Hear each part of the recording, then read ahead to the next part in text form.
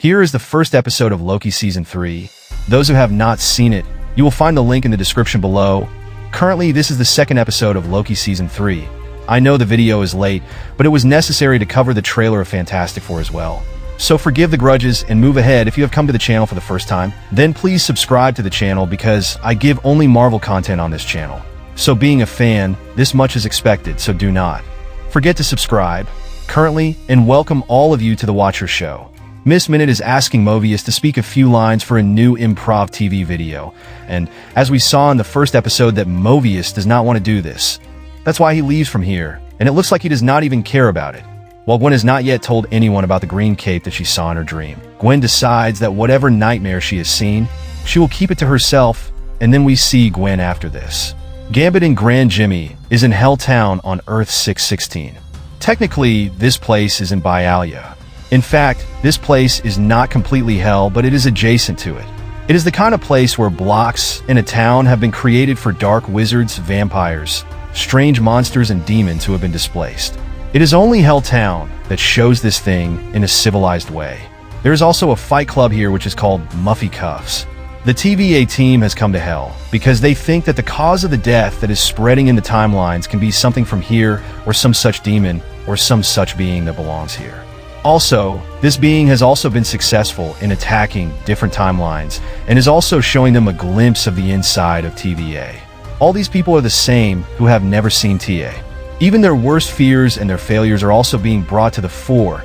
It is as if their fears have come alive, and that is why the TVA team is in Hell, and they are investigating. As soon as they reach there, they meet Damon Hellstrom. First of all, Hellstrom asks Damon Hellstrom that what are you doing down here? Hellstrom also tells that whatever is happening up there has nothing to do with Hell, and he is also troubled by the fact that why Hell becomes the reason for whatever happens up there. So he also makes it clear that no being of Hell is interested in messing with the world above, because whatever happens up there, people come down to find the reason. Hearing all this, Team TA starts suspecting Damon that he is trapping them in some kind of trap, but Team TVA tries to make sure that whatever information they get from Damon is correct. Here, Damon realizes that Team TVA is thinking that he will kill him, and to make him comfortable, D-Man says that if he had to kill someone, he would kill publicly and not here in isolation. Hearing this, Jimmy gets scared. It is a variant of Woolen. He takes out his claws and says, Damon, that I don't even care about this thing, and I know that nothing is going to happen with all this. With all this conversation, Damon brings this team to Hailstrom Manor, and Gwen is suspecting that this man is taking people from one location to another. Jimmy is also with Gwen, who has studied a lot for this mission. On the other side in TVA, Miss Minute, Obi, Mobius, and Peggy are seeing that more than 20 attacks have happened in 60 minutes. That's why a team has been sent to this event to take samples of the affected people and Dog Clock, and Sir Second will investigate it in the lab. Meanwhile, Obi feels that this is not a virus, and what they are facing has never come in front of them before today. While another fact is that whatever this is, it is attacking multiple timelines simultaneously. That's why he also turns away from the virus and turns towards the fact that there is some being behind it. So now all these people are worried. They start guessing who could be behind this. First of all, the suspicion falls on General Dox, but all these things are happening so fast on multiple timelines. So this work is not in the capacity of General Dox. Then he also tells about the person who made the Time Reaper, or he is also talking about Paradoxine and Deadpool and Woven, who made such a Time Reaper and was going to destroy the entire multiverse, but B-15 says that Paradox has been captured, so don't worry about him, and then they come back to the idea of the virus. Peggy thinks that there could be a piece of tech behind this or a muton, and Cassie says that maybe an Omega-level muton, but if there was an Omega-level muton here, he would have released his radiation, due to which he could have been easily trashed. In all this conversation, Mobius's eyes go to the corner, and he sees the same green cape which Gwen Stacy had seen in her dream. Mobius ignores this thing and goes to focus on his mission. While Damon seems to know who they are facing, whom TB is calling a madness, yet Damon says that he does not know anything about it. But he can take them to the library that can give a good fight to Sano's Satyr, where perhaps all of them will get answers to their questions. But here Gwen's doubt on Damon is increasing even more, because now they all have reached the third location from the second location. Jimmy explains this situation and says that this is the only lead we have. Gwen and Gambit are also keeping an eye on the guy who is following them. Damon further tells that there is a misconception among the people. Everyone thinks that in 48 BCE, there was a fire in Alexandria and everything was destroyed. It would have been lost forever if the Merry Flames had not reached there. It is because of the merry flames that they are now here safe and sound. Anyone can come to see them, but this does not happen often. Visit Davenport Town. At present, the best thing here is that you can see someone. If you call the name of the subject very loudly, then the ground itself will give you directions to the books you are looking for. That's why here Ingress says the madness, psychological terror, illusion, and non-friction please, and Jimmy here says Omega level mute hat. That's why both of them get different directions. Jimmy goes in different directions. Ingress and Demon go in different directions, and only Gwen and Gambit stay here. Now both of them make a plan to find the person who is chasing them. Gwen says that she has a plan, and she opens a time door, and as soon as they reach that side of the time door, that mystery person appears, and this mystery person is Sylvie. Sylvie immediately starts telling Gwen and Gambit that coming to Hellstrom was not their good decision. Hearing this, Gwen says that we are not completely dead. I have the power of Spiderweb, and this guy is like a shining playing card. But here Gambit is not able to understand what is happening. So he asks Sylvie, who are you? But Gwen already knew who Sylvie is. She says that you are a Loki about whom Mobius always talks. After a short introduction is over, Sylvie tells that she is keeping an eye on TVA.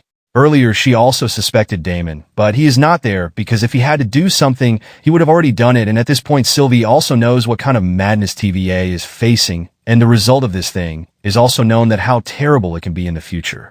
Then after this, Gwen and Gambit come in front of Ingress and Damon with Sylvie. Introduction happens with each other, but Ingress, like Gwen, already knew about Sylvie, but here Gwen notices that Jimmy is missing, but in a short while Jimmy also comes here. Now Jimmy has a book in his hand, and he is talking to Sylvie. At present this book is of a cellist. Y'all broke Sage is like a guide in a way. When Damon looks at this book, he says that there is a lot in this book, and then he shows the layout of TV1 from this book. In this layout, there are many secrets of TV1 which are not usually visible. Then here Damon tells a very strange thing, because he says that this book should not exist.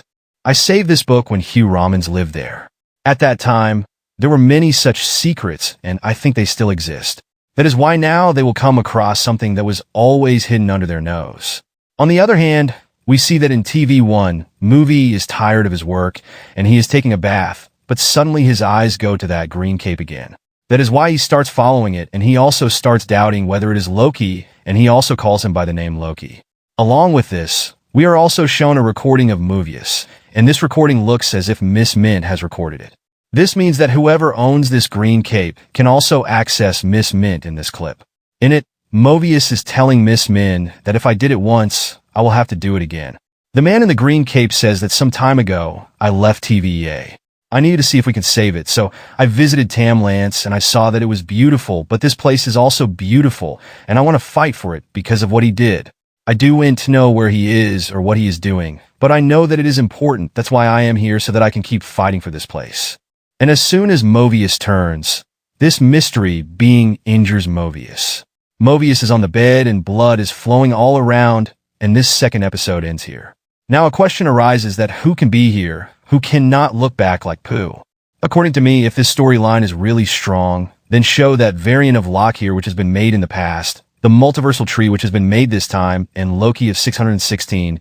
This Loki has been made many times before this too.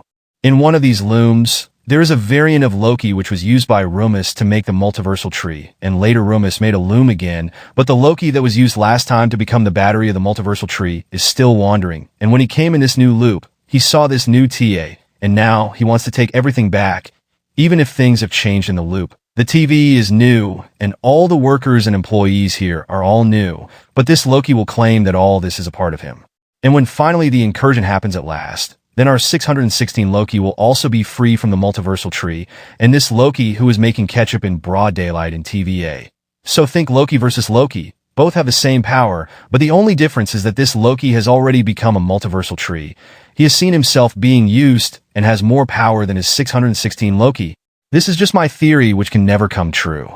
It will not happen in the way this series is being shown to us. I think its villain will be shown to be Wanda because there are some audiences who get carried away by it. At present, we have to take care of everyone. So take care of me too. I was new to the channel. Please subscribe to the channel. This is the only source of income. Brothers, keep your kindness and subscribe. We will see you at the next video. Until then, enjoy yourself.